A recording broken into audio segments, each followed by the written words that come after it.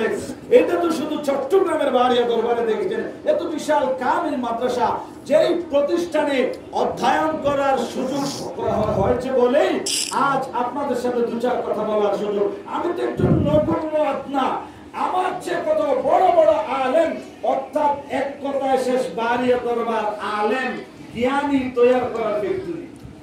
এখানে আলেম বানায়, এখানে কি বানায়? আলেম বানায়, কোরআন পড়নেওয়ালা, হাদিস পড়নেওয়ালা, দ্বীন জাননেওয়ালা ওখানে বানায়। ওইটা একটা দ্বীনই আমার কাছে বলেন না মারহাবা। তাহলে যেখানে গেলে পরে দ্বীন শিখা যাবে, যেখানে গেলে পরে দ্বীন দুনিয়া এবং আখিরাত সম্পর্কে, শুধু আপনি দ্বীন সম্পর্কে, ইসলাম শরীয়ত সম্পর্কে শরীয়তের জ্ঞান শিখবেন তাও কিন্তু না, এর পাশাপাশি তরিকত এবং তাসাউফের শিক্ষা এই দরবারে আছে না নাই? যে শিক্ষার মাধ্যমে আপনি আল্লাহ আল্লাহ রাসূল চিনবেন, যে শিক্ষার মাধ্যমে আপনি মানুষ হবেন। মানুষের ঘরে জন্ম নিলে শুধু মানুষ নয়, একটা কথা মনে পড়ে যায়, আমাদেরকে প্রায় সময় মুর্শিদ কেবলা বলে, প্রথম মানুষ নতুন গরু ছাগল।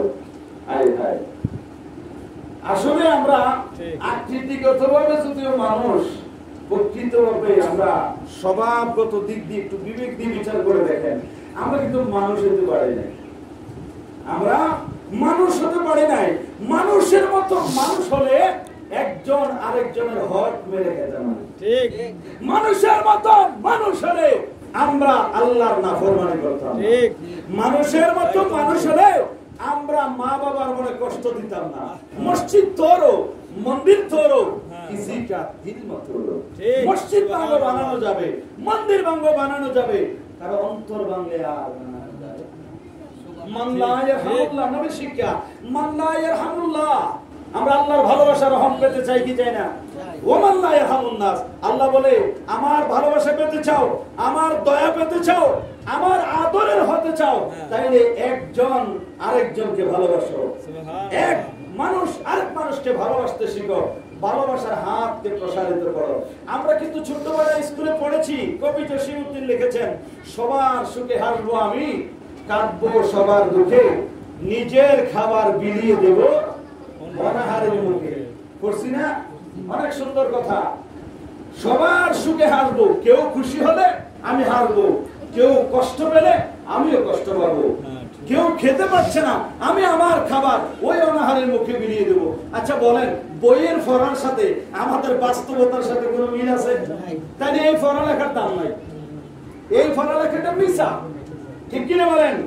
কারণ আমরা সবার সুখে হাসবো তো থাক দূরের কথা, আরেকজনকে দুঃখে কিভাবে ফালানো যায়, বিপদে কিভাবে ফেলা যায়, মিথ্যা মামলায় কিভাবে জড়াইয়া দেওয়া যায়, কিভাবে ক্ষতিগ্রস্ত করা যায়, ওই প্ল্যান আমরা টাকা দিয়ে বুদ্ধিজীবী ভাড়া করে আইন আমরা করি।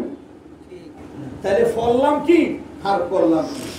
আমাদের দেশে একটা কথা আছে, দাদারে কইছে বান্ত দান, বাইন্দা আছে ও দাদান, মানে যে দান কোনো কামে লাগে না, যেটা চাউল নাই। ঠিক কিনা বলেন? তো নিজের খাবার বিলিয়ে দিব অনাহারের মুখে। হায় হায়, কত বড় কথা। আমাদের দেশে এমন ইতিহাস আমরা দেখেছি, আমি প্রাসঙ্গিক ক্রমে কথাটা বলছি, কেউ গায়ে মাখবেন না। এমনও দেখেছি দুর্ভিক্ষকালীন, করোনাকালীনে দেখা গেছে অনেক সময় কি যে গরিবদের জন্য, অসহায়দের জন্য ত্রাণ আসছে, এগুলো আমরা লুটপাট করে গেছি। এই গত কিছুদিন আগে বন্যায় মানুষ পানিবন্দী, এদের জন্য যারা ধনাঢ্য ব্যক্তি তাদের সামর্থ্য অনুযায়ী তাদের জন্য খাবার পরিবেশন করেছে। এগুলো একটা ত্রাণ কমিটি গঠন হয়েছে। কি কমিটি? আমি বলি এটা ত্রাণ কমিটি না, এটা প্রাণ কমিটি। এটা মানুষের প্রাণ কেড়ে নেয়। তো বল হুজুর কেমনে? এক সপ্তাহ 5 দিন 7 দিন চুলায় আগুন জ্বলে না, মানুষগুলো খাইতে পারে না, এদের জন্য দূর দূরান্ত থেকে বিভিন্ন জায়গা থেকে মানুষ খাবার এনে দিয়েছে। ওরা ত্রাণ কমিটি নামক একটা কমিটি বক্স বসাইয়া ওই ত্রাণের সামগ্রীগুলো একসাথে জমা করে প্যাকেট একটা দর নির্ধারণ করে 400 500 300 করে মানুষের কাছে, যারা পানিবন্দী তার কাছে বিক্রি করতেছে, বলে ন্যায্য মূল্যে। অথচ এগুলা মানুষ দিয়েছে বিনামূল্যে, আর সিটারেরা এখন সাপ্লাই করতেছে ন্যায্য মূল্যে। এটা ন্যায্য মূল্যের কি আবার? এটা তো বিনামূল্যে আসছে। তাইলে বোঝা গেল আমরা মানুষ, আকৃতিগতভাবে মানুষ, প্রকৃতপক্ষে আমরা সিটারের উপরও সিটার। ঠিক ঠিক কিনা বলেন? এই সিটারই যার ভিতরে থাকবে সে মানুষ না, বাচ্চারই যার ভিতরে থাকবে যে মানুষ না,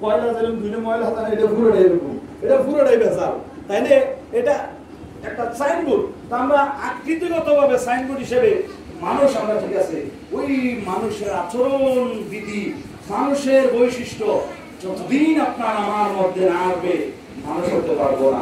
তাই আমি মনে করি এই যে আপনারা যারা দেখেছেন, ছোটবেলা থেকে যারা দেখেছেন, এই যে মরহুম রহম আলী কাকা বা ওনার সমবয়সীরা বীরবেলা যারা আছেন, ওনারা তো আছেনই সঙ্গী হিসেবে, ওনার সাথে দীর্ঘকাল কাটিয়েছেন। পরবর্তী জেনারেশনে ওনার ছেলে সন্তান, ভাই ভাতিজা, ভাগিনারা যারা আমাদের বীরবেলা জেনারেশনে যারা আছেন, ওনাকে বুঝ হওয়ার পর থেকে যে দেখেছেন এই মরহুম রহম আলী কাকা, উনার চলা ফিরা, কথাবার্তা, আচার আচরণ কত নমনীয়, কত সুন্দর, এমন মানুষ সমাজে মিলানো বড় কঠিন, অনেক কঠিন। এখন প্রশ্ন তো থাকতে পারে, এই মরহুম রহম আলী কাকা উনি কোন স্কুলের ছাত্র, উনি কোন ইউনিভার্সিটিতে পড়েছে, কোন টিচার উনাকে পড়াইলো, এত সুন্দরভাবে কথা বলে, কোন টিচার উনাকে শিক্ষা দিল, উনি এত আদব, এত ভক্তি, এত মহব্বত নিয়ে মানুষের সাথে হাসি দিয়ে কথা বলে, এত সুন্দর আচরণ বিধি উনি কোথায় শিখলেন? কোন কলেজ, ইউনিভার্সিটি, মাদ্রাসা নয়, উনি এই শিক্ষা পেয়েছেন চট্টগ্রামের বাস সিগন্যাল দরবারে বারে থেকে। আদব এমন একটা জিনিস, যার মধ্যে আদব আছে তার মধ্যে নিয়ামত আছে, যার মধ্যে আদব আছে, কথায় আছে আদবে আউলিয়া হয়, বেআদবে দেউলিয়া, ঠিক কিনা বলে? যার মধ্যে আদব আছে তার মধ্যে আল্লাহ রাসূল আছে, যার মধ্যে আল্লাহ রাসূল আছে তার মধ্যে ঈমান আছে, যার মধ্যে ঈমান আছে ওই ব্যক্তি দুনিয়া তো সফল হয়েছে, আখিরাত তো সফল হয়েছে। আল্লাহ বলে ওয়া মান ইউমিন বিল্লাহি ওয়া ইয়ামাল সালিহান ইউকাফির আনহু সাইয়্যাতি, আল্লাহ বলে ওয়া ইউকাফির আনহু সাইয়্যাতি ওয়া ইউদখিলহু জান্নাতিন তাজরি মিন তাহতিহাল আনহার। ঈমান আনয়ন করার পরে, ঈমান আনয়ন করার পরে আল্লাহ বলে যেই ব্যক্তি ঈমান আনয়ন করার পরে ওই আমল সালিহা, নেক কাজ করবে, ভালো কাজ করবে, নেক আমল করবে, আল্লাহর পথে চলবে, আল্লাহর বিধিবিধান মেনে চলবে, ওই ব্যক্তিকে আল্লাহ পুরস্কার ঘোষণা করে দিলেন। সে পুরস্কার কি? আল্লাহ বলে ওই ইউকাফির আনহু সাইয়্যাতি। মানুষ মাত্রই ভুল, মানুষের মধ্যে জানায় অজানায়, ইচ্ছায় অনিচ্ছায় ছোট বড় গুনাহ আছে না নাই? আছে। গুনাহ আছে না নাই? আছে। গুনাহ করা এটা আমাদের স্বভাব। যদি বলে কেউ গুনাহ নাই সে কাফের, তার ঈমান নাই, এজন্য আমি বলবো গুনাহ করা আমাদের জন্য এটা দায়িত্ব, গুনাহ করতে হবে। কারণ গুনাহ নাই নবীদের, গুনাহ আছে আমাদের। তো গুনাহ তার মানে এই নয় যে শুধু গুনাহ করব, গুনাহ যারা করেছে আল্লাহ বলে ওই ইউকাফির আনহু সাইয়্যাতি, তাদের জন্য একটা স্পেশাল অফার আমার আল্লাহ দিলেন। হায় হায়, আল্লাহ বলে আমি তাদের অপরাধগুলি ক্ষমা করে দিই। সুবহানাল্লাহ। ক্ষমা করার মালিক কে বলেন? আল্লাহ। মে হো গুনাহগার তু রব্বি গফুর হ্যায়, মে হো গুনাহগার তু রব্বি গফুর হ্যায়, হর হালত মে তেরি করম, हर हालत में तेरी नज़र हम सब पर ज़रूरी है, या रहमान या रहीम या सत्तार या गफ्फार या रहमान या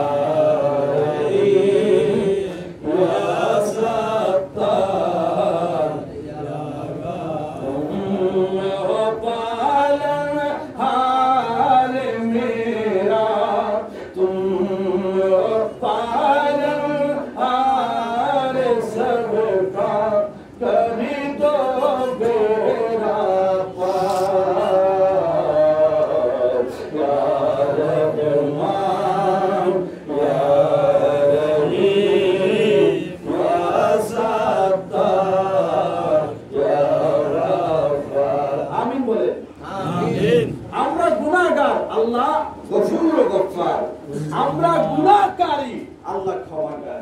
সুবহানাল্লাহ সুবহানাল্লাহ বলেন। এজন্য নবীজি আমাদেরকে একটা দোয়া শিখিয়েছেন, বেশি বেশি এই দোয়াটা নামাজের পরে বলেন, আল্লাহুম্মা ইন্নাকা আফুউন তুহিব্বুল আফওয়া ফাআফু আন্নি ইয়া গফুর ইয়া গফুর। সুবহানাল্লাহ। আমার সাথে সবাই একবার বলেন, আল্লাহুম্মা আল্লাহুম্মা আল্লাহুম্মা আল্লাহুম্মা ইন্নাকা ইন্নাকা আফুউন আফুউন তুহিব্বুল আফওয়া তুহিব্বুল আফওয়া ফাআফু আন্নি আন্নি ইয়া গফুর ইয়া গফুর ইয়া গফুর। ইয়া গফুর। বলেন না সুবহানাল্লাহ। আয় আল্লাহ, আমরা গুনাহগার, আমরা গুনাহগার, তুমি ক্ষমা করেনওয়ালা, তুমি ক্ষমাকারী। শুধু তাই নয়, ক্ষমা করাটা তোমার পছন্দ। ক্ষমা করা কি পছন্দ? মাফ না কর, এটা আবার আশিকের পাগলামি কথা। মাফ না করলে মাফ করবা কি, তোতে তুমি বসিয়া, মাফ না করলে রহমানি নাম যাইব তোমার মুসিয়া। ঠিক কি না? মাফ না করলে মাফ করবা কি, সিংহাসনে বসিয়া, মাফ না করলে রহমান নাম যাইব তোমার মুসিয়া। আমরার কি আর সাধ্য আছে তোর কাছে হাত পাতিবার, ফাফির আছে ক্ষমা চাইতে তোমার কাছে ফাফির অধিকার। সুবহানাল্লাহ সুবহানাল্লাহ।